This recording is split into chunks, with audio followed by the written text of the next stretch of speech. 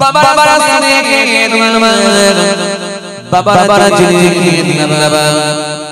যারা আল্লাহর মাহবুব বান্দা হয়ে গিয়েছে দুনিয়ার প্রাধান্য তারা দেননি দুনিয়ার গুরুত্ব যারা কমিয়ে দিয়েছে দুনিয়ার প্রাধান্য যারা না দিয়েছেন দুনিয়ার গুরুত্ব যারা কমিয়ে দিয়েছে দুনিয়ার মুখে যারা লাথি মেরে দিয়েছেন দুনিয়া যাদেরকে আটকাতে পারে না দুনিয়া যাদেরকে গ্রাস করে দিতে পারে না তারাই তো আল্লাহর মাহবুব বান্দা হয়ে গেছে। এই জন্যই পৃথিবীর জমিনে কত রকমের মানুষ জন্মগ্রহণ করলাম আবার সময় চলে গেলাম তুমি আমি চলে যাব তোমাকে আমাকে চলে যেতে হবে। এই পৃথিবীর জমিনে অনেক ধরনের মানুষ আল্লাহ পাঠিয়েছেন কেউ এসে আল্লাহর ওলি হয়ে চলে গেলেন আবার কেউ এসে নামাজ না করে ঈমান হারিয়ে বেঈমানে জাহান্নামী হয়ে গেলেন। এজন্য কেউ দেখো ঈমান ওয়ালা হয়ে গে আল্লাহ ওয়ালা হয়ে গে নবীর প্রেমিক হয়ে গে নবীর আশিক হয়ে গে অন্তরটাকে পরিচালনা করে তারাই তো আল্লাহর ওলি হয়ে গেছে। এজন্য কবি তুলসীরাম দাস বললেন তুলসী जब जग आए तुम रोही जग से ऐसी करनी कर चलो तुम हंसो जग रही। বাংলা কবি বললেন যখন জনম তুমি নিয়েছিলে ভাবে তুমি মাত্র কেঁদেছিলে কেঁদেছিল সবে এমন জীবন হবে করিতে গঠন মরমরণে হাসিবে তুমি কাঁদিবে ভুবন। ফেরাউনের ওয়াসনে মানুষ কাঁদে না সাদ্দাতের ওয়াসনে মানুষ কাঁদে না নমরুদের ওয়াসনে মানুষ কাঁদে না ও ভারতের ওয়াসনে মানুষ কাঁদে না কিন্তু বড় পীরের ওয়াসনে মানুষ হাও হাও হাও কাঁদে বড় পীরের কথা শুনে মানুষ কাঁদে হাজার হাজার মানুষ শুনলে মানুষ কাঁদে ফুরফুরা করে পীর আবু বকর সিদ্দিক রাহমাতুল্লাহ আলাইহি হুজুর ওয়াজ শুনলে মানুষ কাঁদে। এই মানুষগুলো যারা আল্লাহ গেছে তারা পৃথিবী থেকে বিদায় নিয়েছে আস্তে আস্তে চলে গেছে মানুষ কখনোকে দেখে আজও কাঁদছে আগামী তো কাঁদবে কিয়ামত পর্যন্ত তাদের কথা মনে করবে মানুষ কাঁদবে।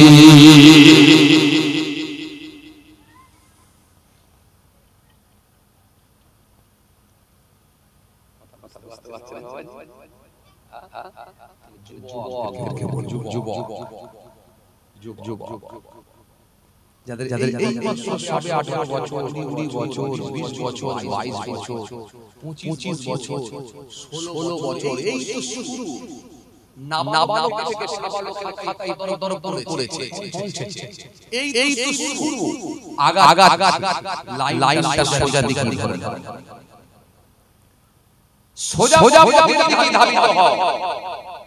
শুধু বছরে একটা জলসা পর্যন্তই কি শেষ তোমার কথাবার্তার ধরন পাল্টে যাবে তোমার লেবাস পাল্টে যাবে তোমার কালচার পাল্টে যাবে তোমার মধ্যে মার্জিত ভাষায় কথা এসে যাবে তোমার মধ্যে হিংসা থেকে হিংসা হয়ে যাবে তোমার মধ্যে অহংকার নিয়ে যাবে তোমার ভেতর থেকে উড়ে চলে যাবে তোমার ভেতরে নবী আর নকশা ভিতরে আসবে নবীর আদর্শ তোমার ভিতরে আসবে।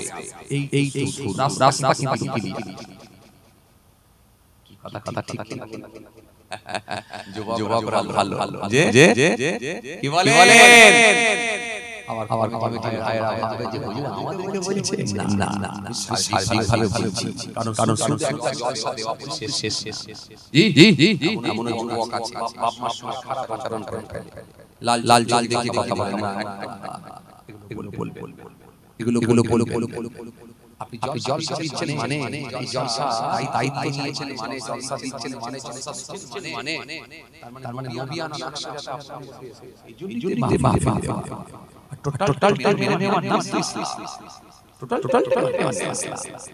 চলুন আমি আপনাদের সামনে কিছু বিষয় আলোচনা করছিলাম। পেট ছোট পেট আজকে আমার টপিক হলো পেট কি বলছিলাম? পেট ছোট পেট রাখলে সমস্যা কম, পেট যেন বড় করতে যাবে। পেট ছোট করলে অল্প সন্তুষ্ট, পেট বড় করলে যত দেবেন সব আরো দিলে আরো হয়, কোনোদিন সন্তুষ্ট হতে পারবে। পেট ছোট, নেতাদের সবসময় পেট বড় হয়ে গেছে। এই পেট বড় হওয়া দেখেন কোনো নেতা সুখে নেই। দেখেন যে যাকে পাচ্ছে হচ্ছে বড় গরুরা ছোট গরুর লড়াই হচ্ছে। কথা বলছেন না কেন? দেখেন চিন্তা করে দেখেন, ও বড় পেট হয়ে গেছে। বড় পেট যাদের এরা কিন্তু আরামে, দেখেন আরামে। হে তরুণিয়া নওজওয়ান জওয়ানেরা, ইয়া মুরিদিনা, বাবা সুনে কে বাবা জি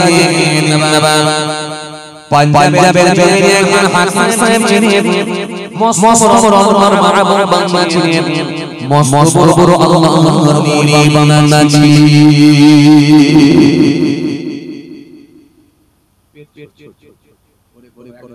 এটাই আমার আল্লাহ আমার জন্য দিয়েছে। আপনি যদি এটা ভাববেন না, ওটাকে ওখানে গেলে আমি পেয়ে যেতাম না, ওখানে পৌঁছতে পারেননি মানে ওটা আপনার নসিব আল্লাহ রাখেন। নসিবে যদি রাখতো তাহলে পৌঁছে যেত। কথা বলতে পারছেন না? কথা বলতে পারছেন?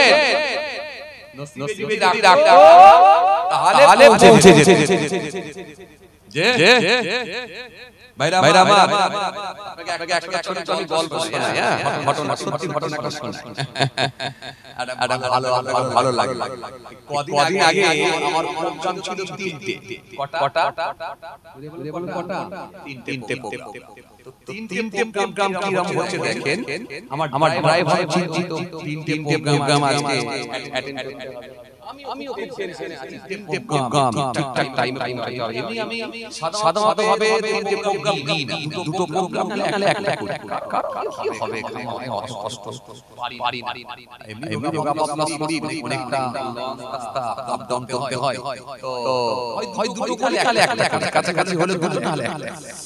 সেদিনের গোলমাল হয়ে এইভাবে কি অনেক আগে থেকে প্রোগ্রাম নেও, আমার পুরাতন খাতাতে একটা লেখা ছিল, খাতায় দুটো ঢুকে গেছে। খাতা সেরে তো 3টে প্রোগ্রাম এখন 3 জায়গায় আস্তে চেষ্টা করলাম একটা কাটার, উপায় নেই। 3 জায়গায় আসলে কমিটি তো সেরকম বুঝতে তো পারছেন এখন, আর অন্য জন পাঠালো নেবে না, নিজে যাবো তো ওই সব হুজুর আমাকে বলে গাছে তুলে পেটাবে, আমরা দিয়ে দেবে, যেভাবে চাপ দিয়ে আনবে। কথা বুঝতে পারছেন? আর এটা তাদেরও পুরো দোষ যাবে না, তারাও একটা এক বছর ধরে চাঁদা পত্র তুলে বড় কষ্ট করে বড় মেহনত করে এত সুন্দর করে একটা প্রোগ্রাম সাজায়, আর যাকে নিয়ে তাদের অনুষ্ঠান সেই যদি না যায় এটা কোনো হওয়ারই কথা, এটাও ঠিক। আবার ওই দিন একটা ঠিক, যদি কেউ বিপদের মধ্যে পড়ে যায়, তো এমার্জেন্সি কোনো সমস্যা হয়ে গেল, আল্লাহ না করে, সেই ক্ষেত্রে ম্যানেজ করে দিতে হবে। এটা ব্যতিক্রম, কারণ এগুলো তো আমাদের রোজের ব্যাপার হয়ে গেছে, একাদিনের ব্যাপার তো নয়, রোজের ব্যাপার। আমার কয়েক বছর আগে মনে আছে, আমার ভীষণ জ্বর, একেবারে চোখ দিয়ে পানি গড়াচ্ছে এরকম ব্যাপার, এত জ্বর। আমি হাওড়া জেলায় প্রোগ্রাম, তাদেরকে বারবার বুঝিয়ে বললাম, এই ভাই আমি আমার ভাইদেরকে পাঠাচ্ছি, একটু ম্যানেজ করে নেন। হুজুর একই কথা, গাছে তুলে আমাকে পেটাবে, এই হেন তেন, সে মোটামুটি আস্তে আস্তে লাস্টে একই কথা যে আপনি না ওয়াচ করলে চলবে, আপনাকে আস্তে ওয়াটা করে দেবেন। ওইভাবে ওষুধ খেতে খেতে জ্বর নিয়ে দাওতে চলে নেবে। আমার সমস্যা করছে, আর চোখ দিয়ে পানি গড়াচ্ছে, মানে জ্বরের চোটে হাত দিয়ে গায়ে দিয়ে বলছে তো মারাত্মক জ্বর। কমিটি তখন এসে বলছে একটু কপালটা হাতে দেখেন, কপালটা তো জ্বর। আপনি বলেন তো আমি কি খুব সমস্যা। তো যাই হোক আমি যেটা চাইছিলাম যে রুজির মালিক আল্লাহ, রুজির মালিক আল্লাহ, আল্লাহ যতটুকু আপনার নসিবে রাখবে ততটুকুই পাবেন। এটা বলছি যে আমার তিনটে প্রোগ্রাম বুঝলাম এই কথাটা মানে সাধারণত ভাবে আমি তিনটে প্রোগ্রাম করি না, গোলমাল হয়ে গিয়ে তিনটে প্রোগ্রাম গিয়েছিল। তিনটে প্রোগ্রাম এখন তিন জায়গায় যেতে হবে, সময়টা অ্যাডজাস্ট করে নিলাম, নিয়ে বলবো ঠিক আছে ইনশাআল্লাহ টাইম মতো। প্রথমের প্রোগ্রাম যেখানে ঢুকলাম, গ্রামটা বলছি না যদি আমার মনে আছে, তো প্রোগ্রামে ঢুকলাম, গিয়ে আমি রাস্তায় দাঁড়িয়ে আছি, কমিটি আমার আসতে আসার কথা, সেখানে অনেক রেল লাইন আছে, রেল লাইন আছে, অনেকগুলো গেট, 14 নম্বর গেট, 13 নম্বর গেট, 9 নম্বর গেট। তো ওকে বলছি আমি 14 নম্বর গেটে, ও আর 14 নম্বর গেটটা কোনকে সেই না এসে ও কি করেছে বলছে আপনি অমুক জায়গা বলে, তো ঠিক আছে ও 15 16 18 জায়গা ঘুরে এসে লাস্ট তখন আমি অলরেডি 25 মিনিট বসে আছি, 25 থেকে 27 বসে আছি। এই যে 25 থেকে 27 মিনিট কি আধ ঘন্টা গিয়ে ওখানে পৌঁছাবার পরে যেহেতু পর আমি ছেড়ে দিয়ে নেমেছি, কমিটির কাউকে দেখতে পাই, বসে আছি, আমি তাড়াহুড়ো করছি, তো আপনি টাকা দেবেন সেই আশা করে বসে থাকবো আমরা? সেই আমাদের একটা সিস্টেম আছে, আমরা ফিরে রাওলা ছোট হুজুর কেবলা তিন নম্বর সিস্টেম কথা, আরে 10,000 টাকা 20,000 টাকা 25,000 টাকা আপনি বলে 50,000 টাকার জন্য কি আমি বসে থাকবো আপনার জন্য? আপনি তো তাড়াতাড়ি দেবেন। সে কমিটির খবরই 5-7 দিন বসে রইছে, খবর নেই। ড্রাইভার বল চলো গাড়ি চালিয়ে গিয়ে ওখানে ছেড়ে দ্বিতীয় প্রোগ্রামে চলে গেলাম। যাচ্ছি তখন বলছে হুজুর চলে গেলেন, হ্যাঁ আপনার জন্য আমি আর বসে থাকবো, আপনি কই? আপনি তো আসেননি। হুজুর তাহলে কালকে ফোন পে করে দিচ্ছি, ঠিক আছে তাই করেন। সেখান থেকে এখনো ফোন পে হচ্ছে, কোনো খবর নেই। দ্বিতীয় প্রোগ্রামে চলে গেলাম, গিয়ে দ্বিতীয় প্রোগ্রামে জলসা করলাম, আলহামদুলিল্লাহ সময় মতো পৌঁছে গেলাম, টাইম লাগলাম, জলসা করলাম। জলসা হয়ে যাওয়ার পর তৃতীয় প্রোগ্রামে হুজুর কত আছেন আমি আছি যাচ্ছি একেবারে তাদের গ্রামের কাছাকাছি পৌঁছে গেলাম, আর হয়তো মিনিট 5 হুজুর গেল টাইম বেজে গেছে, আমার তো দেরি হয়নি, আমি তো ঢুকে গেছি, আর মাত্র লাগবে হুজুর একদম লোকজন নেই, মাত্র 7-8টা লোক বসে আছে, আগের বক্তা যে ছিল সব লোক পালিয়ে গেছে, কি হবে বলেন দেখি না আইনি মনে হয়।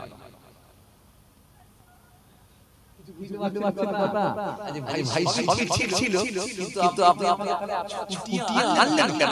আগে দিতে পারতেন, ওরকম ধরে জলসা কেটে গেল, আমরা কিছু মনে করিনি, কিন্তু এতক্ষণ চলেন কেন, আমাকে কষ্ট দিলেন কেন, এতটা ছুটি আনলেন? হুজুর কি বলবো, মাফ করেন, তো নাই হয় লোকজন একদম নেই, তার মানে ওই যে লোক নেই, থাকবে লোকজন ভালো হবে, লোক নেই, আগে থেকে কাটিয়ে দেওয়া আমার ড্রাইভার দেখে আমি বলে দেখো ভাই রাগ করলে হবে না, এটাই আমার নসিব, কেন আল্লাহ যতটুকু তাহলে রাতে তিনটে জলসা শুরু করলাম, নজরানা পেলাম কোথায়? একটাই পেলাম, তিন জায়গায় ঘুরলাম, জলসা করলাম, দুই জায়গায় ঘুরলাম, কিন্তু নজরানা এগুলো খুব সমস্যা। একটা হুজুর যদি দাওয়াতে না আসে, যেমন কমিটি অসুবিধা করে, একটা হুজুরকে হঠাৎ করে কেটে দেওয়াটা ঠিক না, সেও আপনার জন্য কিন্তু অনেক জলসা নিতে পারে, এটা মনে রাখতে হয়, তাই না? ঠিক না? সেও কিন্তু আপনার জন্য অনেক জলসা নিতে পারে। দাও দেখে আপনার জন্য অন্য জায়গায় দাও।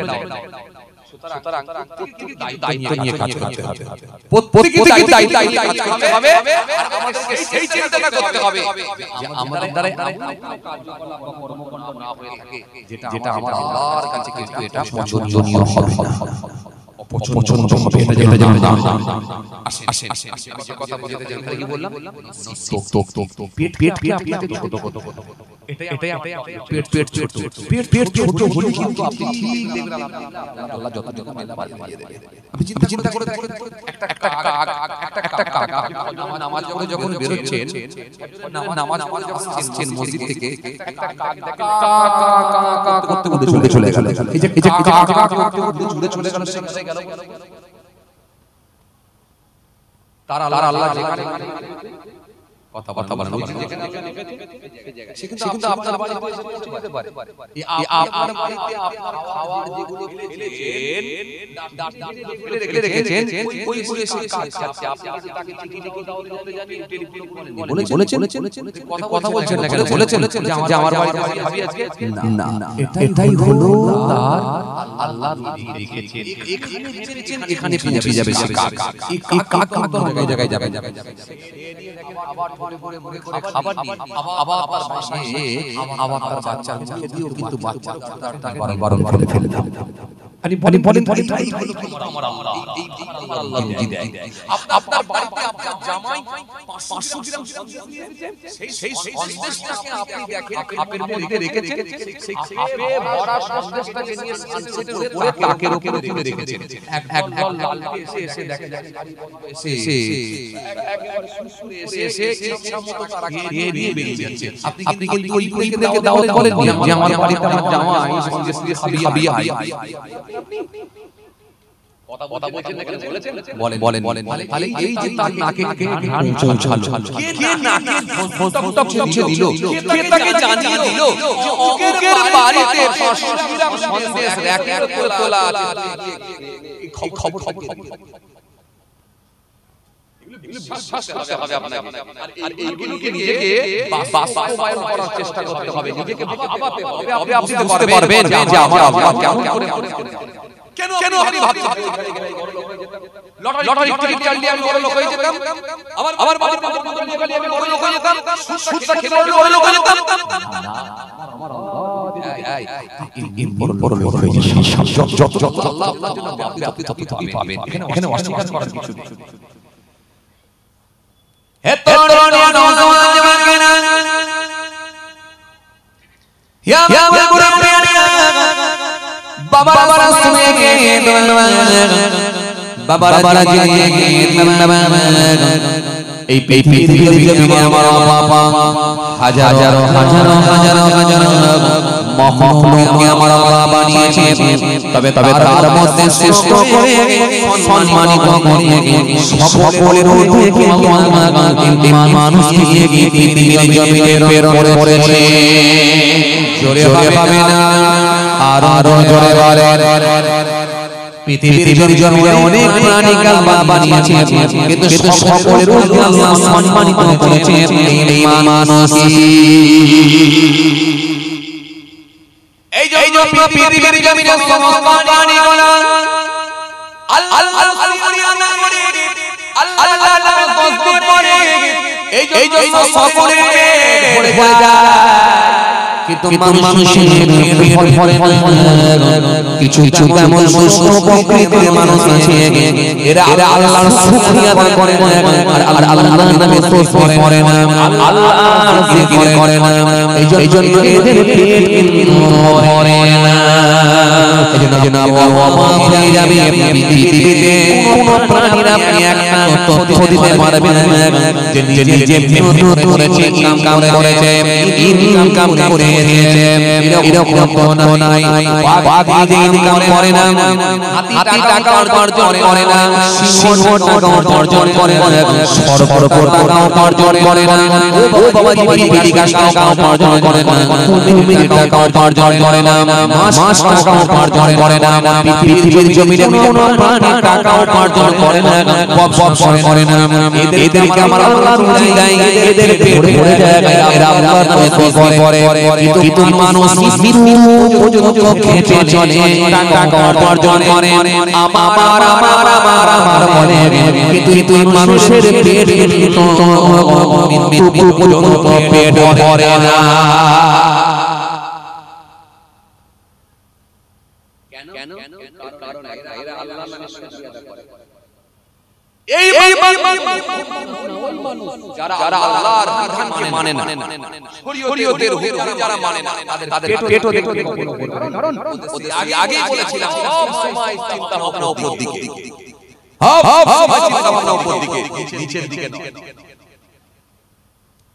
এত সমাজ মাগেরা ইয়া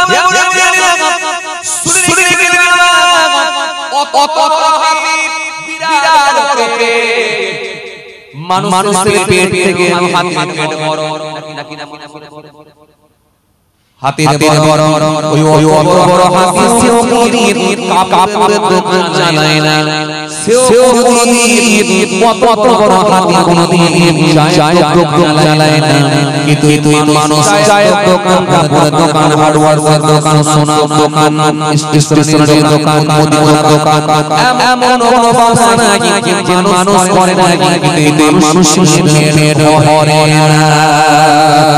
কারণ এরা মানুষ আল্লাহর দরবারে শুকরিয়া আদায় করে না। আল্লাহ সুবহানাহু ওয়া তাআলা বলেন ইয়া আইয়ুহাল্লাযীনা আমানু লা তুলহিকুম আমওয়ালুকুম ওয়ালা আওলাদুকুম আন যিকরিল্লাহ ওয়া মান ইয়াফআল যালিকা ফাউলাইকা হুমুল খাসিরুন।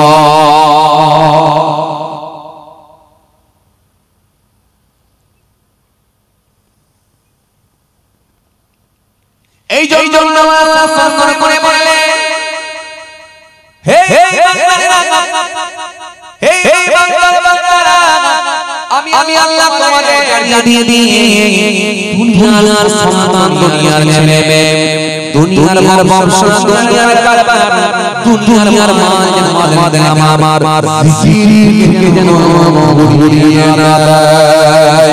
ওয়া মা ইয়াফআল যালিকা ফাউলাইকা হুমুল খাসিরুন। আর যদি আমার জিকির থেকে তোমাদেরকে ভুলে দেয়, তোমরা যদি গুরিয়ে না, আমি আল্লাহ বলি ফাউলাইকা হুমুল খাসিরুন। অবশ্যই তোমরা ক্ষতিগ্রস্ত হবে। এজন্য কিছু মানুষ নাকি অবশ্যই তারা ক্ষতিগ্রস্ত হয়েছে, অবশ্যই তাদের বাড়িতে কোনো শান্তি নাই, অবশ্যই তারা কিন্তু আরামে নাই। কিছু এমন মানুষ আছে নাকি হাজার হাজার কোটি টাকার মালিক হয়ে ঘরে থাকার কোনো জায়গা পায় নাই। কেউ ঘুরে ঘুরে বেড়ায়, কেউ চাকরিওয়ালার ভেতরে গ্যারেজ হয়ে যায়। ও মুসলমান শোনো, ঘরে থাকবে, আরাম করে ঘুরে বেড়াবে, আধিভাবে জীবন যাপন কিন্তু তাদেরকে আল্লাহ করতে দেয় নাই। অথচ আপনি চালাতে পারেন, আপনি একটা মুদিখানার দোকান চালাতে পারেন, আপনি যদি দুর্নীতির সঙ্গে যুক্ত না পান, আপনাকে আমার ঘরে রেখেছে বিবি ছেলে মেয়ে নিয়ে আত্মীয় কারবার করে, ও বাবা যে আরামের সঙ্গে জীবন যাপন করছে, আপনার পেছনে কেউ আগুন জ্বালানো নাই, কারণ আপনার ভিতরে আমার আল্লাহ শান্তি দিয়ে দিয়েছে। আর কিছু মানুষ অর্থ আছে কিন্তু বেতন থেকে আল্লাহ শান্তি তুলে নিয়েছে। বললেন সচ্চা বলে লক্ষা মারে ঝোটা যাবে বিকাবে, ওড়া गली गली सोरा में बिकावे, कई को खिलावे बचरा रानी भूखा, सलबो को मिले रोटी बाबू न मिले सौका, दिख ले समा जावे माफी बनावे दसिए, एक गली भाव में दिल लगे हंसी।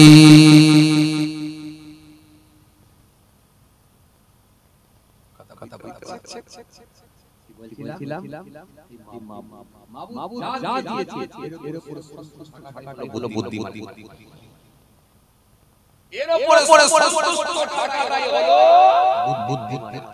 আমার মা যা দিয়েছে এরকম সন্তুষ্ট থাকে, আপনি শান্তি পাবেন, আরামে যাপন করবেন। বাচ্চাদেরকে, আপনার পরিবারের সদস্যদেরকে, আপনার বাড়ির পরিবারের সমস্ত বাচ্চাদেরকে, আপনার ছেলে মেয়েদেরকে, আপনার বিবিকে শিক্ষাটা দেন, তাদেরকে দিনের দিকে নিয়ে আসুন। অল্পতে সন্তুষ্ট হয়ে যান, পেট ছোট রাখুন, আপত্তি নেই, অনেক আরামে থাকুন। পাঞ্জাবের জমিনে একজন পাঞ্জাবের জমিনে একজন হাকিম তিনি হাকিমি চিকিৎসা করতেন। যেমন যেমন যেমন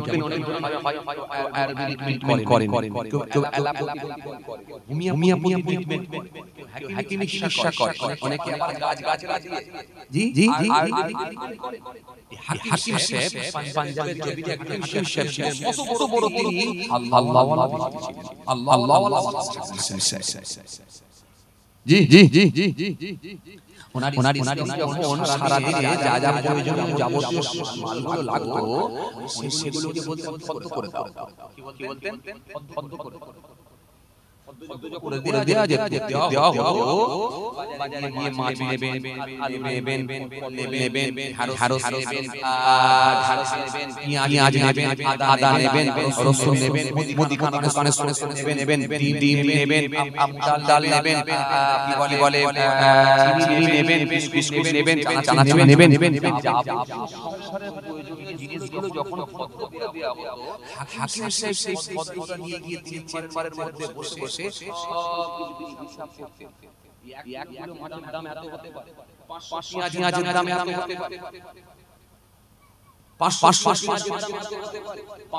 টমেটোর দাম এত হতে পারে, 100 গ্রাম দাম এত হতে পারে, 100 গ্রাম এত হতে পারে। এই যা লিখে দেওয়া হতো, হাকিম সাহেব কিন্তু সেগুলো সব আস্তে আস্তে চেম্বারে করতেন। করে দেখতেন টোটাল অ্যামাউন্টটা কত, খরচটা মোটামুটি যে পরিমাণ খরচ হতো সেই পরিমাণ টাকাই কিন্তু রোজগার করতেন। তিনার এটাই সিস্টেম ছিল। আজকে যে পরিমাণ খরচ আমি করব ওই পরিমাণই ইনকাম করব, আয় আমার কতটুকু হবে তার বেশি কালকে চিন্তা কালকে করা যাবে, আজকে আল্লাহ। পৃথিবীর জমিনে অনেক রকমের মানুষ আছে, সবার চিন্তাধারা এক, সবার পছন্দ এক, সবার রুচি এক, সবার খাদ্য এক, সবার ভাবনা এক। জি জি জি আল্লাহ আল্লাহ যারা তাদের মধ্যে আবার কিছু বৈশিষ্ট্য আলাদা থাকবেই থাকবে। জি জি জি কালকের খরচ কালকে দেখা যাবে, আজকের সেটা আমি সেটা আজকের খরচটা যে পরিমাণ হবে সেই পরিমাণ টাকা কাম করব, রোজগার করব, আর বেশি এটাই ছিল লক্ষ্য। হে তরুণী নওজওয়ানেরা, ইয়া মুরিদিনা, বাবা সুনে বাবা বাবা সুনে হাকিম সাহেব বাড়িতে বললেন, বিবি কি লাগবে বারবার বলো। বিবি সেই সময় বলেছিল, ও আবার স্বামী আজকে আমার বাজার থেকে প্রয়োজনীয় সদাগুলো কিনবেন, মালও নেবেন, সরষে কিনবেন, মাছ কিনবেন, পটল কিনবেন, ঢেঁড়স কিনবেন, বেগুন কিনবেন, পেঁয়াজ কিনবেন, টমেটো কিনবেন, এগুলো বাজার থেকে নেবেন, মুদিখানা দোকানে এগুলো নেবেন, সুন্দর করে একটা পথ বানিয়ে দিবেন। হাকিম সাহেব পথটা নিয়ে সোজা নিজের চেম্বারে চলে গেলেন। চেম্বারে হাকিম সাহেব ওই পথ করে হিসাব করতে লাগলেন। হাকিম সাহেব যখন হিসাব করতে লাগলেন, টোটাল অ্যামাউন্টটা বের করলেন, টোটাল অ্যামাউন্টটা বের করে হাকিম সাহেব বুঝতে পারলেন আজকে আমাকে চিকিৎসা করতে হবে, এই পরিমাণ টাকা আমাকে আয় করতে হবে, ইনকাম করতে হবে। তিনি যখন ওই পরিমাণ টাকা ইনকাম করে ফেললেন, দোকানে ধাপ বন্ধ করে দিলেন, চেম্বারটা বন্ধ করে দিলেন, চেম্বারটা বন্ধ করে দিয়ে আস্তে আস্তে বাজারের মাল, দোকানের মালগুলো নিয়ে নিজের বাড়িতে চলে গেলেন। ওই পরিমাণ ইনকাম হয়ে গেছে, প্রয়োজনীয় জিনিসগুলো কিনে নিয়ে বাড়ি চলে গেলেন। কথা বুঝতে পারছেন? হ্যাঁ বুঝতে পারছেন আমার দিকে তাকান এটা বুঝতে পারবেন কথা বুঝতে পারছেন এইভাবে কেটে যায় কাল টাকা কিন্তু আজকে ইনকাম করতে হবে কালকে একটা কালকে হবে আজকে ভাবো কালকে ভাবো কি বলেছিলাম পেট আজকে টপিক ছিল আমার পেট ছোট হলে শান্তি যখন পেট বড় করবে শান্তি পাবে কি বলেছিলাম সোনার বলেছিলাম না বলিনি বলেছিলাম তো ও চাইছে আর কিছু হলে ভালো হয় এই তথ্যগুলো আপনাদের সামনে এরকম একটা নয় একাধিক হতে পারে দুবাইয়ের যে রসিদ সেন আপনাদের জানা আছে যে হেলিকপ্টারে করে কনসোল করতে 8 জন সিকিউরিটি ঘুরে বেড়ায় মাত্র 17 প্লাস বয়স হেলিকপ্টারে করে কনসোল করতে যায় দুবাইয়ের জন্য সবথেকে ধনী লোকের সন্তান যার নাম রসিদ সেন এরকম তথ্য একটা দুটো আমি লন্ডনে তথ্য দিতে পারি দুবাইয়ে তথ্য দিতে পারি জাপানে তথ্য দিতে পারি কথা বুঝতে পারছেন লন্ডন তথ্য দিতে পারি আপনাকে আমি একটা ভারতবর্ষে ছিলাম একটাই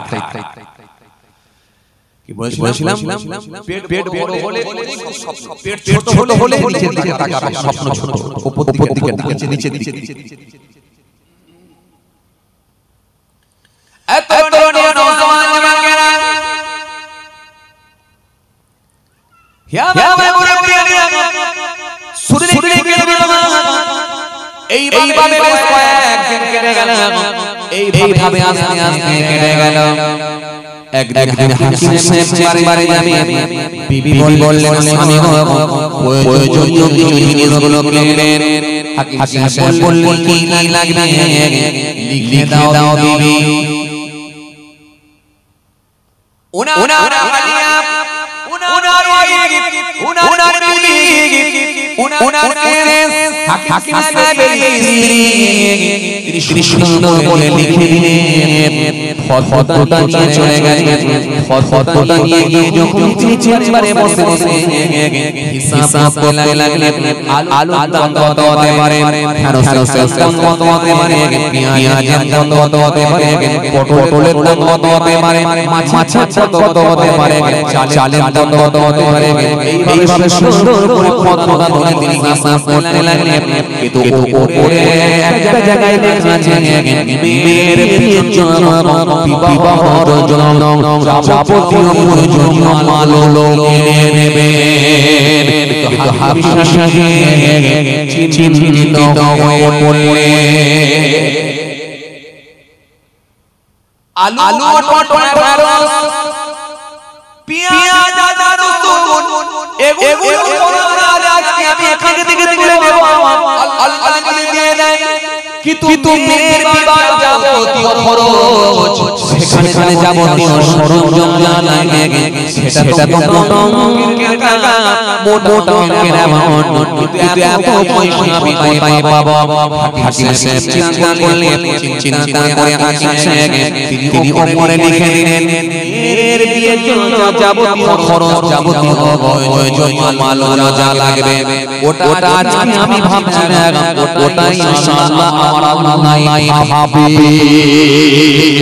আর জলে বাকি যে প্রয়োজনীয় মালগুলো আছে এটা নিয়ে আজকে যা যা লাগবে সেগুলো আমি কিনব সারা দিন ধরে বসে যতক্ষণ পর্যন্ত ওই পয়সা ইনকাম না হয় চেম্বার করে রাখেন চেম্বারের মধ্যে বসে ট্রিটমেন্ট করা লাগলে হঠাৎ করে দেখা যায় বিরাট সুন্দর একটা গাড়ি আছে চার চাকার লম্বা গাড়ি আছে সুন্দর গাড়ি আছে হাকিম সাহেব চেম্বারের সামনে এসে দাঁড়িয়ে গেল হাকিম সাহেব মনে মনে ভাবলেন এরকম গাড়ি নিয়ে তো অনেকেই যাতায়াত করে সুতরাং কেউ না কেউ যাচ্ছে রে হয়তো প্রয়োজনে কেউ দাঁড়িয়েছেন হাকিম সাহেব কোনো গুরুত্ব দিলেন কোনো গুরুত্ব না দিয়ে হাকিম সাহেব অনুগুরুত্ব না দিয়ে চেম্বারের ভেতরে বসে আছে কিন্তু ওই লম্বা গাড়ি থেকে একজন ধনী লোক গেটটা খুলে বেরিয়েছে হাকিম সাহেবের চেম্বারে এসে বললেন আসসালামু আলাইকুম হাকিম সাহেব জবাবে বললেন ওয়া আলাইকুম আসসালাম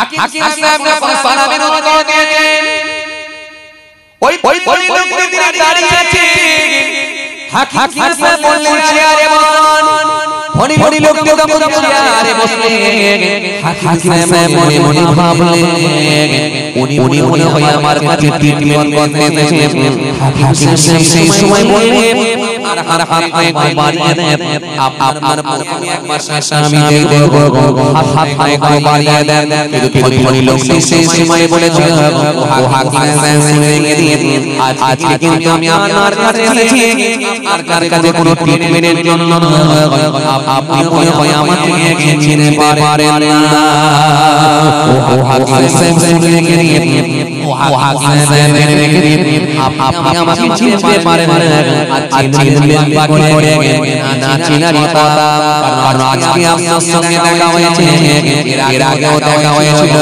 সেটা 2 দিন 4 দিন 5 দিন 6 দিন নানা করে প্রায় 15 থেকে 16 বছর আগে আপনার সঙ্গে দেখা হয়েছিল কত বছর আগে 15 থেকে 16 বছর আগে আপনার সঙ্গে আমার মোলাকাত হয়েছিল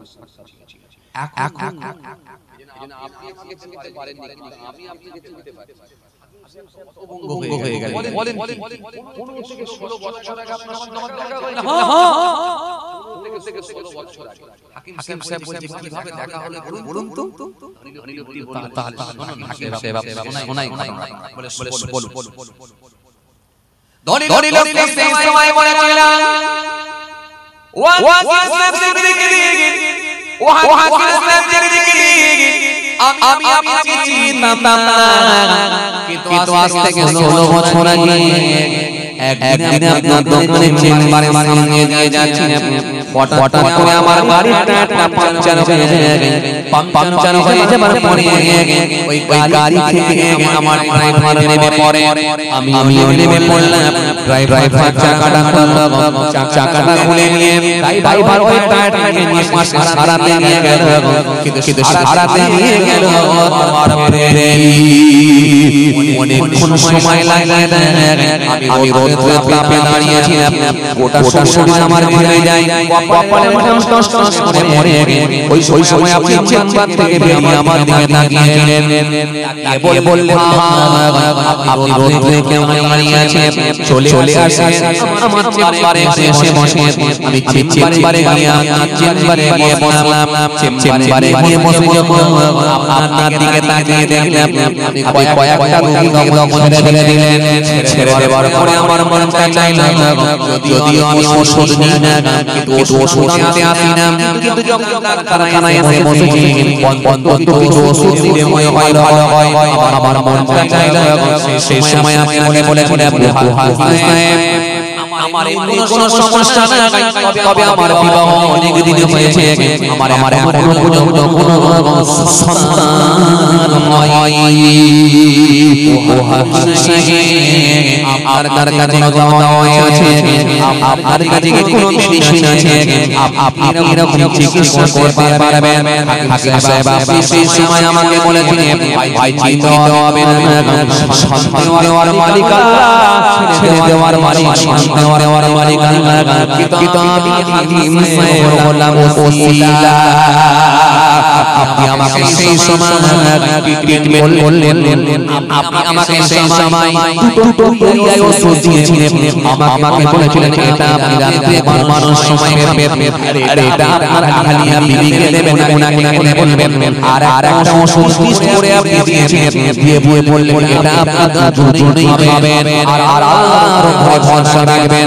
ও হাকিম সাহেব শুনে রেখে জেনে রেখে ওই দাওয়াই নেওয়ার পরে আমি আপনাকে বললাম কত পয়সা দেব আপনি বললেন পয়সা লাগবে না আজকে আর পয়সা নেব না আজকে এখানে কোনো হয়ে গিয়েছে এখানে পর্যন্ত হয়ে গেছে আজকে আর পয়সা নেব না চলো বলে আমাকে যখন বললেন চলো আমি বেরিয়ে এলাম কিন্তু আমি কত হয়ে গেলাম পয়সা দিলাম না ওষুধ দিলাম কিন্তু পয়সা দিলেন না এমন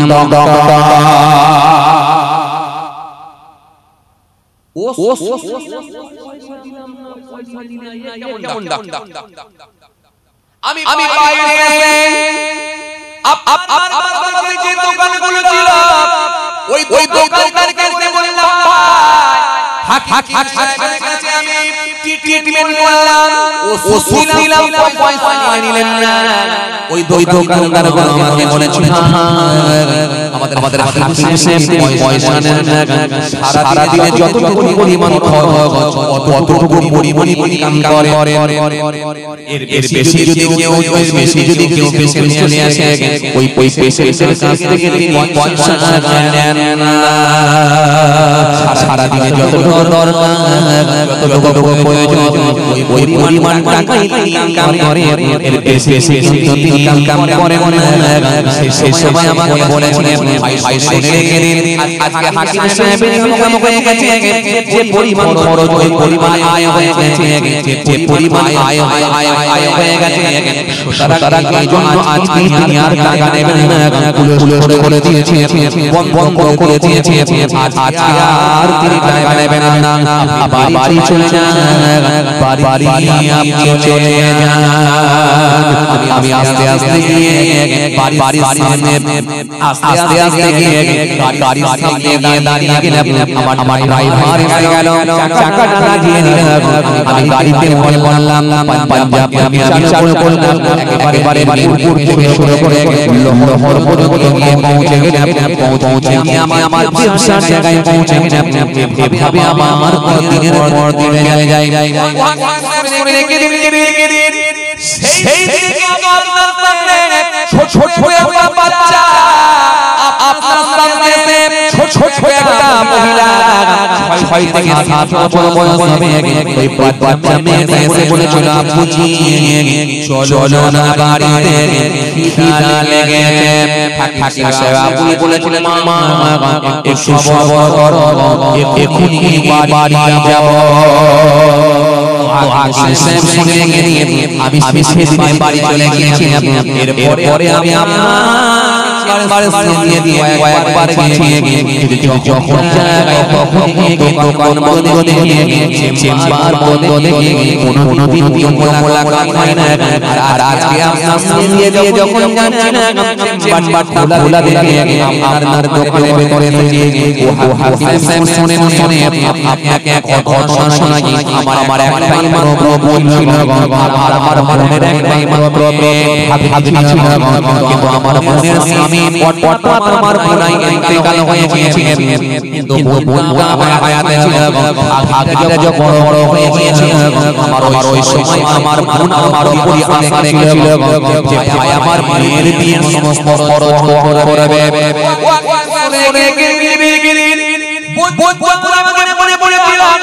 আমি সমস্ত খরচ করার বন্ধু জানিয়ে দিয়েছিলাম আমার ঠিক হয়ে গেল আমি যাবতীয় সরঞ্জামগুলো সঙ্গে নিয়ে ফেললাম সোনা টাকা সব কিছু কাপড় চোপড় কিনে আমি রেডি করে ফেলেছিলাম কিন্তু হঠাৎ করে শুনতে পেলাম ভাগ্নি জ্বর হয়ে গেল একদিন জ্বরে আমার ভাগ্নিটা ইন্তেকাল হয়ে গেল মারা গেল আমার স্ত্রীও কাঁদতে লাগলো ও হাকিম সাহেব আমিও কাঁদতে লাগলাম আমিও চোখের পানি ধরে রাখতে পারলাম না কিন্তু আমি একদিন আমার বিবিকে বললাম বিবি ভাগ্নি তো চলে গেল কিন্তু ভাগ্নির জন্য জীবনভর সমস্ত কিছু আমি কেনাকাটা করলাম সমস্ত কিছু সোনা গহনা যাবতীয় মালগুলো কিনলাম এগুলো আমি এখন করব বিবি আমাকে সেই সময় বলেছিল ও আমার স্বামী শুনে মালগুলো ফেরত দেওয়ার দরকার নাই আর মালগুলোকে আমি রেখে দিয়েছিলাম আর ওই ওষুধখানা বাড়িতে নিয়ে গিয়ে আমরা দুজনেই স্বামী স্ত্রী খাওয়া শুরু করেছিলাম আর আমার আল্লাহর আগে গিয়ে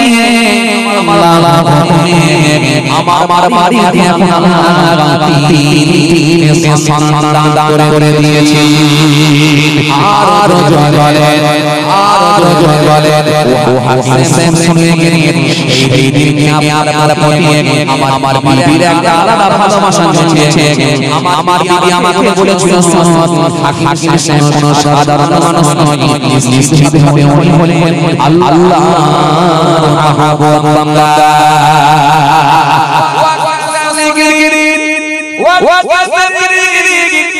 আমি সেই দিন থেকে বিনা আপনার দোস্ত সাক্ষাৎ বাবা কিন্তু বহুবার সাক্ষাৎ করার চেষ্টা করেছিলাম সুযোগ আমার হয়নি যখন আমার ভাগ্নিটা ভালো হয়ে গেল ভালো হয়ে যাবার পরে আমি সিদ্ধান্ত নিয়েছিলাম আমার আলোচনা করেছিলাম ওই ভাগ্নি যা যাবতীয় বিবাহর যা মাল চেয়েছে ওই মালগুলো আর ফেরত দেবো না যদি হাকিম সাহেবের মেয়ে 7 বছর বয়স দেখেছিলাম সেই হাকিম সাহেবের মেয়ে যদি বিয়ে হয়ে যায় তাহলে তার বাড়িতে পৌঁছে দেব আর যদি বিবাহ না হয় তাহলে বিবাহর জন্য সমস্ত মালগুলো নিয়ে দেব হাকিম সাহেব না বলবেন না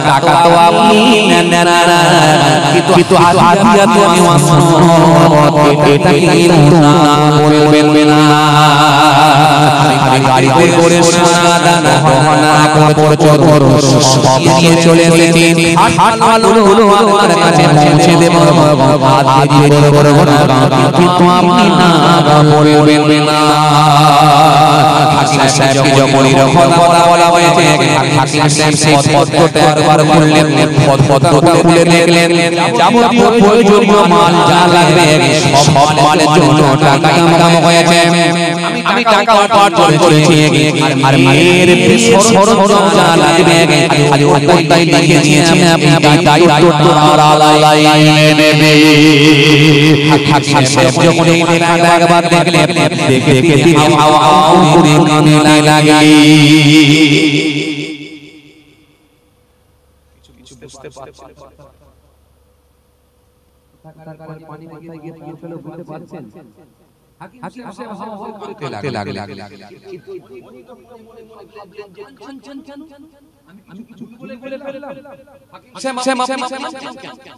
আমি কিছু বলে ফেললাম কিন্তু হাকিম সাহেবের মনের মধ্যে একটাই কথা জেগে ওঠে আমি উপরে লিখেছিলাম যে মেয়ের বিয়ে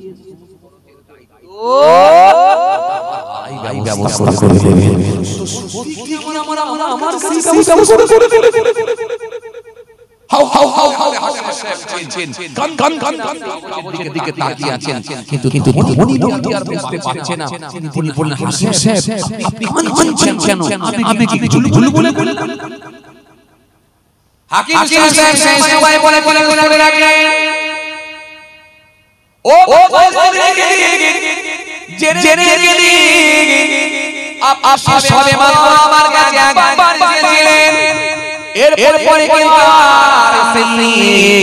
যদিও আপনি চেষ্টা করেছিলেন কিন্তু আপনি আমার দোকান মোলা বানিয়ে কিন্তু আজকে আপনি আপনার সমস্ত সোনা দানা গহনা যাবতীয় প্রয়োজনীয় সমস্ত কিছু মালগুলো নিয়ে বিবাহর জন্য নিয়ে এসেছেন এটা যে আপনি কিভাবে নিয়ে নেন আমি এটা কি ভাবছিলাম কেন আমার আল্লাহ বলেছে রোজি দায়িত্ব আমি আল্লাহ নিয়েছি বান্দারে তোমরা আমার জিকির থেকে গাফিল হয়ে যেও না তোমাদের দায়িত্ব আমি আল্লাহ নেব ফাসরুনি আসরুকুম বান্দা আমাকে স্মরণ করো আমি আল্লাহ তোমাদের স্মরণ করব আল্লাহ কুল মাওলা ফালা কুল বান্দা যখন আল্লাহর হয়ে যায় কুল মাখলুকাত আর কোথাও হয়ে যায় মান জাওয়া ওয়াজাদা उसने पाया যে চেষ্টা করেছে সফল হবে তবে আমার আল্লাহ ওয়াদা দিয়েছে আমার আল্লাহ বলেছে ওমা বিল আরাকাতিল আরদি ইল্লা আল্লাহি রিজওয়া আমি ভাই ভাবছিলাম তাই শুনে আমার বাড়িতে যেটুকু প্রয়োজন ওই প্রয়োজনীয় মালগুলো হিসাব করে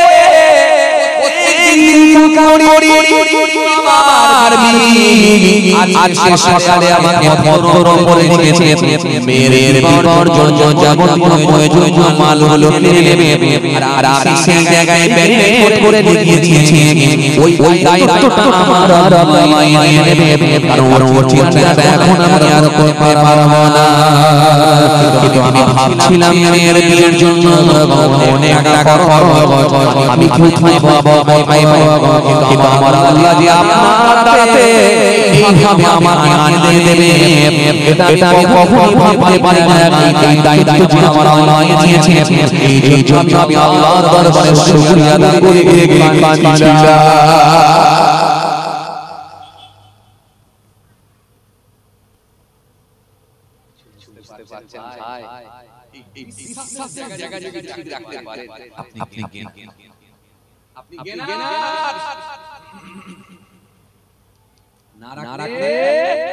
অবশ্যই আল্লাহর কাছে ধরা খাবে। ওয়ালা ইয়ারাল্লাযীনা যালামু ইয়ালামুনাল আযাব আল-কুওয়াতা লিল্লাহি জামিআ ওয়া আল্লাহু শাদীদুল আযাব। শুধু মুসলমান বললে হয় না, নিজেকে মুমিন বললে হয় না, ঈমানদার বললে হয় না। ওয়ামিনান নাসি মাইয়াকুলু বিল্লাহি ওয়া বিল ইয়াউমিল আখির ওয়া মুমিনিন।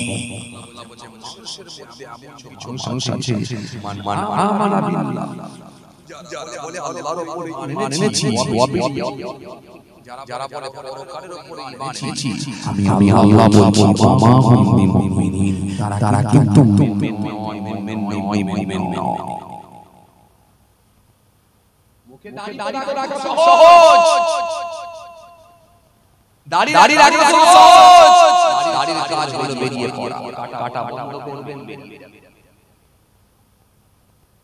দাড়ি কাটা বন্ধ করবেন বেরিয়ে যাবে। আপনি কত বড় দাড়ি রেখেছেন, আপনার থেকে বড় দাড়ি ছিল রবীন্দ্রনাথ ঠাকুর। কথা বলে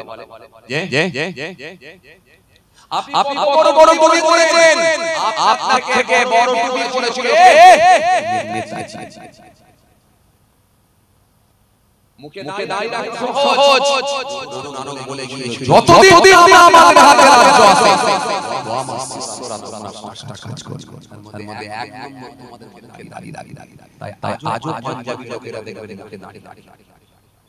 কথা বলছেন না, খুব লম্বা পাঞ্জাবি ড্রাইভার বাস চালাচ্ছে, ট্রেন চালাচ্ছে, ফ্লাইট চালাচ্ছে, লরি বড় বড় 16 চাকা 18 চাকা লরিগুলো বেশি চালায় দেখবে মাথায় পাগড়ি দিয়ে।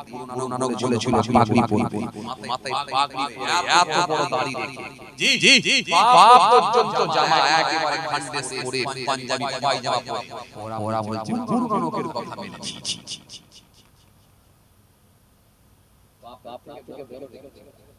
কথা বলছেন পাঁচটা বলেছিলেন, জি তিন বলেছিলেন এক্সটার্নাল, দুটো বলেছিলেন ইন্টারনাল। কে বলে নানক শিষ্যরা নানকের কথা মেনে নিয়েছে। আপনাকে আমি যেটা বোঝাতে চাইছি কি মাথায় টুপি, বড় জুব্বা, এটা যে কোনো মূর্তি লাগিয়ে দেওয়া যায়, কিন্তু আল্লাহর উপরে বিশ্বাস স্থাপন করা কর্ম থেকে বিরত থাকা, আল্লাহর উপর নির্ভরশীল, আল্লাহর উপর বিশ্বাস করে দেব, ধাবিত হওয়া, পাপ কর্ম থেকে বিরত থাকা, এটা ভাইরা আমার পৃথিবীতে সমস্ত প্রাণীর দায়িত্ব আগে বলেছিলাম জি মানুষ ছাড়া কিন্তু কেউ মেহনত করে না, কেউ ইনকাম করে না, সকলের পেট ভরিয়ে দেয় আল্লাহ। একটা টেকনিক্যাল একটা হাতি আগে বলেছি, পাশাপাশি আপনাকে আমি বুঝাতে চাইলাম আপনি যদি আল্লাহর ভরসা রাখেন, আল্লাহর উপর বিশ্বাস স্থাপন করেন, দায়িত্বটা আল্লাহ নিয়ে নেবেন। জোরে বলতে পারেন আপনি কেন ভাবছেন যে আমি বন্ধন না করলে আমি গরিব লোক হয়ে যাব? কেন ভাবছেন আপনি লটারির টিকিট না কাটলে আমি গরিব লোক হয়ে যাব? কোরআন শরীফে আল্লাহ স্পষ্ট ঘোষণা দিয়েছেন, ইয়া আইয়ুহাল্লাযীনা আমানু এই বারবার আল্লাহ হাদিদুর হারাম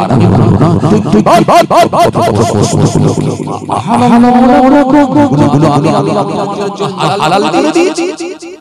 পবিত্র জিনিসগুলোকে আমরা হালাল পবিত্র জিনিসগুলোকে তোমরা হারাম মনে করো না, আর হারামগুলোকে কখনো হালাল মনে করো।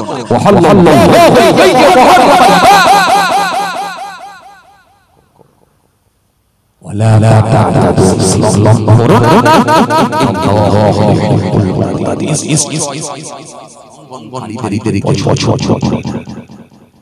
করি না।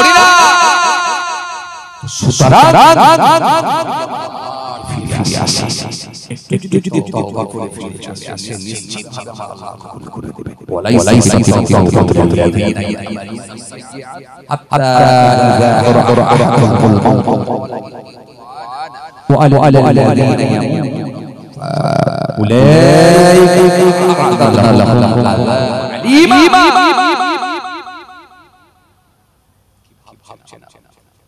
আপনাকে না খাইয়ে মারবে, এটা ভিতরে ছড়িয়ে দেন যে আল্লাহ আপনাকে না খাইয়ে মেরে দেবে। এটা না, একটা অন্ধ মানুষের রুজির দায়িত্ব আল্লাহ। কথা বলছেন না কেন? কথা বলেন কি না? এটা অন্ধ মানুষ আল্লাহ খাওয়াচ্ছে, দেয়নি যে তা না। একটা ন্যাকড়া আমার আল্লাহ খাওয়াচ্ছে, কেন বিশ্বাস করেছেন? অন্ধ না করলে কই দেব। পারবো তোমাদের বাড়ি থেকে বন্ধনগুলোকে হাঁটিয়ে দিতে ইনশাআল্লাহ পারবো। কথা কইছেন না কেন? পারবো ইনশাআল্লাহ পারবো। এবার ইনশাআল্লাহ পারবো। মহিলা শুনে হেড বানাবো না ইনশাআল্লাহ। এবার ইনশাআল্লাহ কথা বলছেন না কেন? তার মানে ভেতরের অবস্থা ভালো নাই নাকি?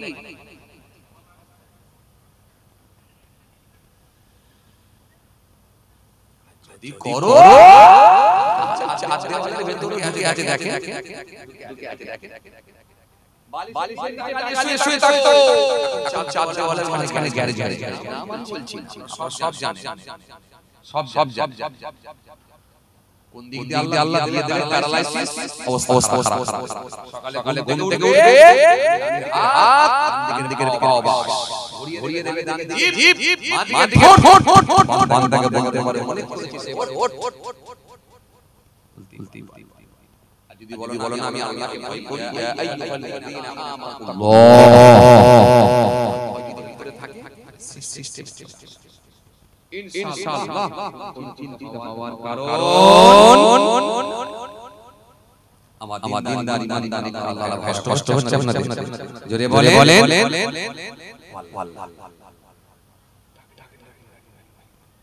যাক বিদায় নিচ্ছি। আল্লাহ যদি সুযোগ করে দেয় ইনশাআল্লাহ আলোচনা হবে। আমার দোয়া করবেন, আমি আপনাদের দোয়া করি। লটারি টিকিট কাটতে আছে শুনুন, আর মাঝে পাশে হামলা করব বিটান আসলে এটা ভুলি রাখুন না, ধর্মটাকে যেন হবে মানে আবেগ না দেখি, ধর্মটাকে নবে করে রাসূলুল্লাহ যেগুলোকে দিয়ে গেছেন, আল্লাহ যেগুলো আমাদেরকে দিয়েছেন, হাদিসে যেগুলো এসেছে, সুতরাং সেগুলোকে আমরা মাপে চেষ্টা করব যাতে আমাদের কোলাই কাজ না হয় অন্যায় আর না হয় অন্যায়কে ধাবিত না হয়। আমরা যেমন ভালো কাজ যেমন করব অনুরূপভাবে বিরত থাকবো। এটা আমরা যেমন ছাড়তে পারে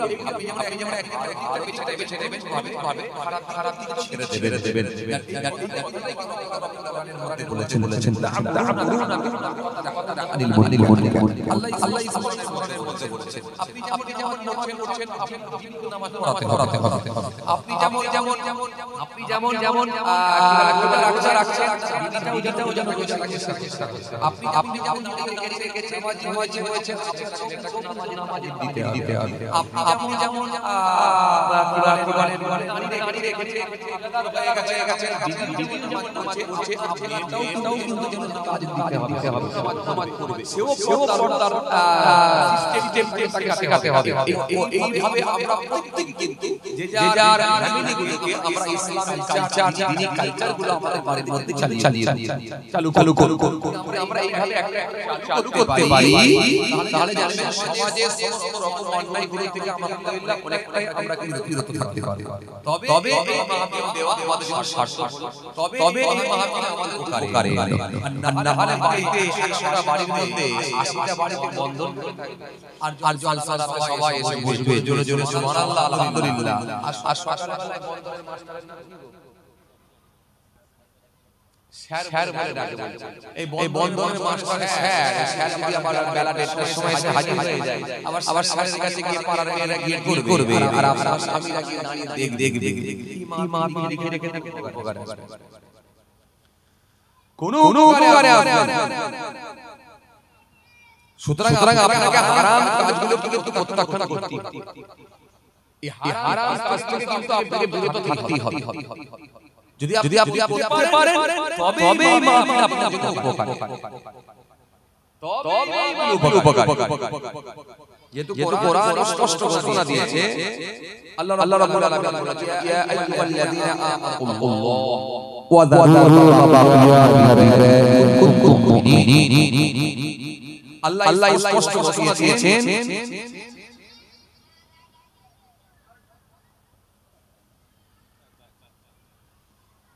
আল্লাহ স্পষ্ট ঘোষণা দিয়েছে হে ইমানদার তোমরা আল্লাহকে ভয় করো আর যত রকমের সুদের সংক্রান্ত যত ব্যবসা আছে এগুলোকে তোমরা পরিত্যাগ করো, যত রকমের ভাগ আছে পরিত্যাগ করো। ইন কুনতুম মুমিনিন, যদি তোমরা মুমিন नहीं बड़ी लहन सल्लल्लाहु अलैहि वसल्लम दिबाम अल्लाह नहीं सुखोर दाता सुদের সাক্ষী পাপের ক্ষেত্রে এরা সকলই সমান। সুদকে এত কড়া ভাবে বলেছে আমার নবী, এত কড়া ভাবে কোরআন হাদিসে বলা আছে,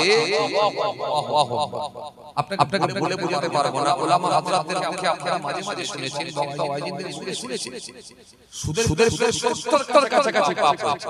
তার মধ্যে সবথেকে হালকা পাপ হলো নিজ মায়ের সঙ্গে ব্যভিচার করলে যে পাপ থেকে অধিক অনেক বেশি পাপ হয়, এটা হলো এক জাররা পরিমাণ ইচ্ছাকৃতভাবে যদি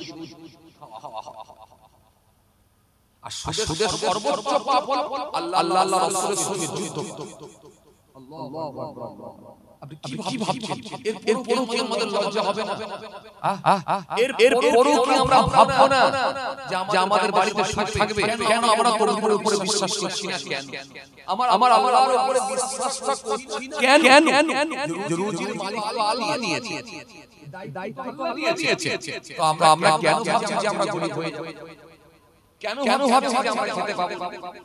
কেন আপনি পুরুষ মানুষ, আল্লাহ রাব্বুল আলামিন আপনার হাত পা চোখ সব রেখেছে, আপনি নিজে আপনি দেখুন না, আমার আল্লাহ যদি রাজি হয় ওই টাকাতে বল দিলে আলহামদুলিল্লাহ আপনার পরিবারটা চলবে। সব কিছুর মালিক আল্লাহ। আপনি কেন ভাবছেন যে আমরা লটারি টিকিট কাটলে বড় লোক হব? এটাও তো ভাবা উচিত। বিছানা থেকে যখন সকালে ঘুম থেকে উঠে যাবেন আর আমার আল্লাহ নারাজ হয়ে গেলে যদি ডান দিকের হাত ডান দিকের পা যদি প্যারালাইসিস হয়ে যায়, এটাই তো ভাবা উচিত। একটা সুসমান টাকা পর্যন্ত আমরা করতে পারি। গোটা পৃথিবীতে করোড় টাকার মালিকও আছে, কিন্তু বলো এই মৃত্যুর হাত থেকে কেউ কাউকে বাঁচাতে পেরেছে? মানুষ কত চেষ্টা করে, আল্লাহ না করে কোনো একটা মানুষ অসুস্থ হয়ে গেল, শারীরিক অসুস্থ যখন হয়ে গেল, এই অসুস্থ ব্যক্তিটাকে তুলে ফাঁস আমরা হাওড়া এলাকা বা এই চত্বরে আমরা নার্সিংহোম বা হসপিটালে গিয়ে আগে ভর্তি করি, সেখান থেকে তুলে নিয়ে রেফার করে ডাক্তার কলকাতা নার্সিংহোম বা পিজিতে আমরা অ্যাপয়েন্টমেন্ট নেই। এরপরে তাকে তুলে নিয়ে গিয়ে ওখান থেকে রেফার করে নিয়ে গিয়ে একেবারে সেই ব্যাঙ্গালোর, চেন্নাই, তো এই সমস্ত বড় বড় জায়গাতে আমরা তাকে চেষ্টা করি, কিন্তু আল্লাহ যদি দেখে নিয়ে হয় দেখে নেয়, সেখান থেকেও তো দেখতে চলে আসছে। আপনি বলেন আপনি কি করবেন এত টাকা?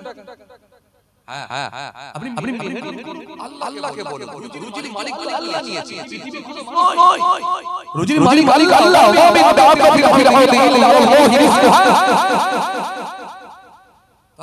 কেন ঘাবড়ে যাচ্ছেন? সুদ কি আমাদেরকে খেতে হবে?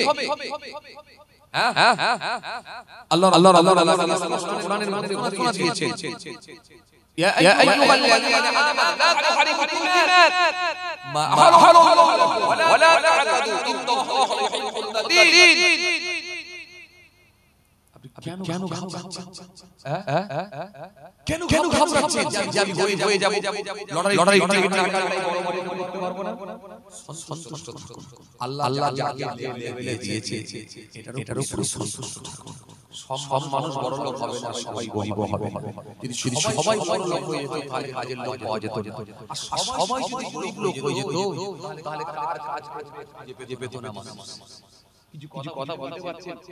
সবাই যদি গরিব হয়ে যেত তাহলে মানুষ আর কাজ পেত না। কাজ কাকে করবে? রাজনীতি কে নিয়ে যাবে? বড় লোক তো মানুষ কাজ পেত না। আর সবাই যদি বড় লোক হয়ে যেত তাহলে খাটার লোক পাওয়া যেত। আপনারা কে পালিশ করে দেবে? আপনার ঘরে এসে চালটা ছেড়ে দেবে কি বাড়ির কাজ করবে? এই কাজের লোক না, সবাই যদি বড় লোক হয়ে যেত। এটাই একজনকে আল্লাহ তার নিচে রাখে আর একজনকে আল্লাহ তার নিচে রাখে। এই যে তার থেকে আল্লাহ আরেকজনকে উপরে রাখে, তার থেকে আল্লাহ আরেকজনকে উপরে রাখে। যত আল্লাহ মেপেছে আপনাকে কিন্তু বিশ্বাস রাখতে হবে। এটাই আমার আল্লাহ, এটাই আমার মাবুদ, এটাই আমার স্রষ্টা। এটার উপরে বিশ্বাস রাখুন, এটার উপরে ভরসা করুন। রুজির মালিক আল্লাহ, না খাইয়ে আল্লাহ আপনাকে মারবে না, এটা মনে রাখুন। আজকে দেখেন গোটা পৃথিবীর দিকে তাকান। জি পেটের জন্য মানুষ মার ফেলছে, খারাপ হয়ে যাচ্ছে সব পেটের জন্য। ওটা নিয়ে আমি তোলে লোকে মেরে দিলাম। তাহলে কথা বলে চল জি চল আসলে সিস্টেম নেই, বিধান মানে যার বিচার হিমস্রোত প্রাণে হয়ে উঠেছে। এমন রাজনীতি নেতাগুলো আছে তাদের মনে তাদের যে লোক, তাদের যে কথাবার্তা ধরন, তাদের যে কথাবার্তা ভঙ্গিমা, তাদের যে কথাবার্তা স্টাইল, আসলে রাজনীতি নেতা একেবারে দিনের বেলা একেবারে বোঝা সমাজে বক্তৃতা দেখে কে বলছে কে বলছে মেরে উড়িয়ে দেবো, কেউ দাম করে দেবো, কি অবস্থা চলছে সাধারণ মানুষদেরকে। জি যারা শিক্ষা দেবে হয় সাধারণ মানুষ হতে যায়। আসেন আমি যেটা আপনাকে বোঝাতে চাইছিলাম, রুজির মালিক আল্লাহ, এর উপরে বিশ্বাস করলে আপনি শান্তি পাবেন। জি আপনি যত লিখি হন আপনাকে আল্লাহর কাছে ফিরে আসতে হবে, আমাকে আল্লাহর কাছে ফিরে আসতে হবে। এটা আমার আল্লাহর ওয়াদা আছে। ফাত্তাকু ইয়াওমান তুরজাউনা ফীহি ইলা আল্লাহ সুম্মা তুওয়াফা কুল্লু নাফসিন মা কাসাবাত ওয়া হুম লা ইয়ালামুন। واتقوا يوما ولا يقبل منها شفاعة ولا يقبل منها ولا পালাবার কোনো জায়গা নেই।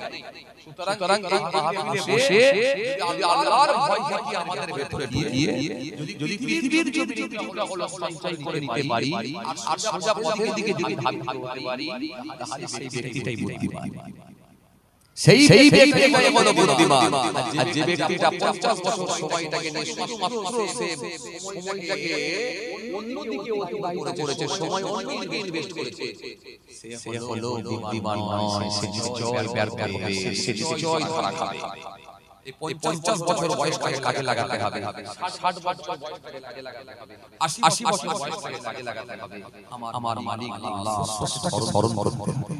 পালা জায়গা যেহেতু কোরআন আপনাকে স্পষ্ট ঘোষণা দিয়েছে, 4 পিস কুল্লু নাফসিন যেহেতু কোরআন স্পষ্ট ঘোষণা দিয়েছে 5 পৃষ্ঠা আইনামা তাকুনু ইউদরিকুমুল মাউত যেহেতু কোরআন ইযা জাআহুম লা ইয়াসাফাউ ওয়ালা ইয়াকদিবু। যেহেতু কোরআন আপনাকে বলে দিয়েছে কাইফা তাকুনুনা ইয়াকুম সুম্মা ইউরীকুম ইকুম তুরজাউন। কোরআন বলেছে মিনহা খালাকনাকুম ওয়া ফিহা নুঈদুকুম ওয়া মিনহা নুখরিজুকুম।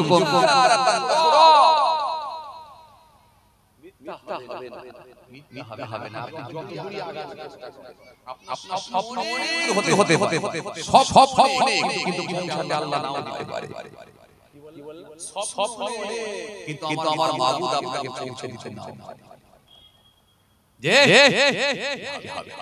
আসেন অল্পতে সন্তুষ্ট হতে পারলে দেখবেন ঝামেলা কমে ঝামেলা কমে যাবে যদি আপনি অল্পতে সন্তুষ্ট হতে পারে ঝামেলা কমে যাবে ঝামেলা কমে যাবে টাকা টাকা টাকা জি জি সম্ভবত ভারতবর্ষের এক নম্বর বড় লোক সম্ভবত ভারতবর্ষের এক নম্বর বড় লোক যার নাম হলো আম্বানি আপনারা জি জি জি যে লোকটা ছোট বাড়ি না হলো বাড়ি খুব বেশি বড় বাড়ি না হলো সাততলা বাড়ি কি বললাম সাততলা কথা বলতে পারলেন সাততলা ভদ্রলোক মান্থলি যে কারেন্টের বিলটা মেটান মান্থলি যে কারেন্টের বিলটা মেটান এটা খুব বেশি টাকা হলো মোটা ভাড়া হয় খুব কমই নয় কিন্তু 70 লাখ টাকা 70 লাখ টাকা হচ্ছে কারেন্টের বিল মেটান একটা মধ্যবিত্ত সারা জীবন ধরে মেহনত করলে খাটলেও কিন্তু সেই পরিমাণ টাকা সেই পার 70 লাখ টাকা মান্থলি কারেন্টের বিল মেটায় মুসলমান জি জি এই ভদ্রলোক যে গাড়িগুলো ব্যবহার করে খুব বেশি গাড়ি না হলো তিনি একা যে গাড়ি চালাবেন মাত্র খুব বেশি না হলো নয় গাড়ি চালাবেন কথা বুঝতে পারছেন 150 টাকা প্রত্যেকটা গাড়ি হাই গাড়ি জি জি ফরচুনার থেকে শুরু করে BMW থেকে শুরু করে এসকর্ট থেকে শুরু করে জি জি জি হাই কোয়ালিটি হাই লেভেলের গাড়ি 150 টাকা গাড়ি ব্যবহার করে গাড়ি পার্কিং করেন সে পার্কিং খোলা আরে নয় গাড়ি পার্কিং করার জন্য খালি 6 লাখ পর্যন্ত খালি গাড়ি পার্কিং এর ব্যবস্থা পুরো বাড়িটা বুলেট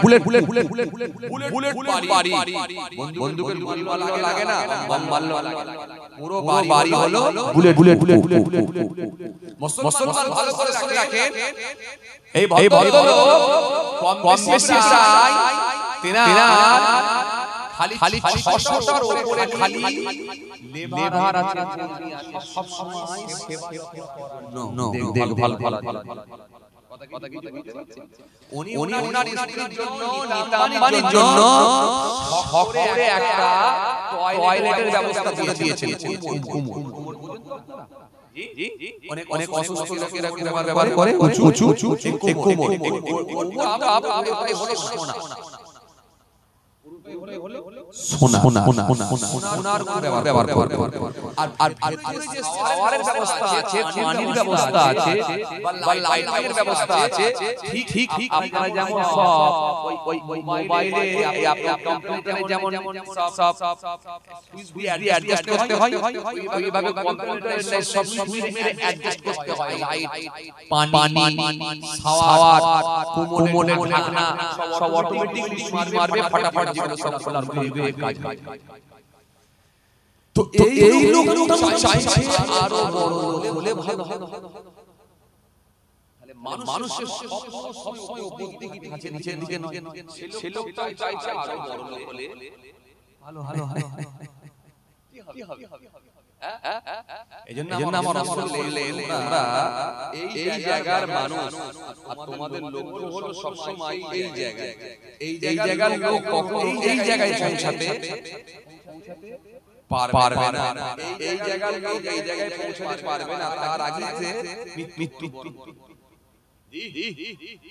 আপনি যদি তাফসীর করেন আপনি অবাক হয়ে যাবেন ফেরাউনের ইতিহাস পড়তে পারবেন নমরুদের ইতিহাস পড়তে পারবেন সাদ্দাত বাদশার ইতিহাস পড়তে পারবেন আপনি তাফসীরগুলো পড়েন কোরআনের তাফসীর পড়েন আপনি চমকে যাবেন আল্লাহ রাব্বুল আলামিন কোরআন শরীফের মধ্যে দিয়েছেন সুন্দর ঘটনাগুলো দিয়েছেন কোরআনের মধ্যে 6600 আয়াত দিয়েছেন 500 আয়াত খালি আদেশ আর নিষেধ আমি আল্লাহ বাকি আয়াতগুলো ইতিহাস অতীতের যে ঘটনাগুলো ঘটেছিল সেগুলো আল্লাহ রাব্বুল আলামিন কোরআন শরীফের ভিতরে এক জায়গায় জমা করে তার হাবিবুল্লাহকে আল্লাহ কোরআনের মধ্যে জানিয়ে দিয়েছে জি জি জি জি আপনি যদি কোরআনের তাফসীরগুলো পড়েন আপনি হতভম্ব হয়ে যাবেন।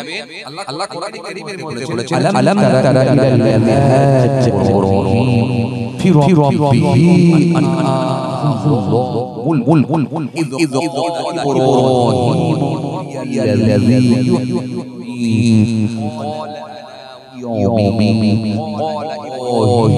فإن الله يستمسك من المشرق من المغرب فبحث الذي كفر الله يهدي القوم الظالمين এইভাবে যদি কোরআনের আয়াতগুলো তাফসীরগুলো পড়েন আপনি চমকে যাবেন যে আজকে যাদের বড় লোক বলে আপনি মনে করেন না এদের থেকেও কিন্তু মাস্টার এরা তো সবে এসে করে থাকবে না আমরা ঠিক করব আর ওরা আবার নিজেদেরকে খোদা বলে রব বলে করেছে বুঝতে পারছেন তাহলে এইগুলো যখন আপনি পড়বেন আপনি হতভম্ব হয়ে যাবেন যে এত বড় বড় মসজিদ ছিল আল্লাহ তাআলাকে পুরো একেবারে অস্তিত্বে বিলীন দিলেন এটাই তো আমার রবের প্রতি তখন আপনার আন্তরিকতা ভালোবাসাটা অনেক বেশি আপনি সব ভুলে যাবেন এইজন্য সময় পেলে বেশি চায় থেকে আমরা দরকার নেই মাথায় বসে বসে কে ভালো কে খারাপ কে কি করেছে ওই সব ভাবার দরকার বাংলায় কনসেন্ট করুন যদি আরবিতে পড়তে না পারেন বাংলাগুলো পড়লেও দেখবেন আল্লাহর প্রতি আপনার আন্তরিকতা অনেক বেশি বেড়ে যাবে নবীর প্রতি ভালোবাসাটা অনেক বেড়ে যাবে নামাজ পড়ে নিয়েছেন বিছানায় শুয়ে গেলেন খাওয়া দাওয়া করে বিছানায় শুয়ে গেছেন ঘুম আসে তো ওযু করাই আছে যদি ওযু না থাকে আল্লাহ ওযু করিলেন জোহরে নামাজ পড়ে নিয়ে বসে বসে পৃষ্ঠা কোরআন আল্লাহ প্রত্যেকটা ওপরের বিনিময়ে আল্লাহ 10টা করে নেকি বাংলাগুলো যদি পড়েন আপনি আরবি না আপনি বললে বাংলাগুলো যখন চেয়েছেন আর এত সুন্দর আপনি অতীতের ঘটনা আল্লাহর আইন আল্লাহ সুন্দর করে সাজিয়ে দিয়েছেন আপনি যখন পড়বেন আপনি আল্লাহর প্রতি আপনার ভালোবাসাটা বেড়ে যাবে আপনি হবেন এটাই আমার রবের প্রতি আপনার বিশ্বাসটা হয়ে যাবে কথা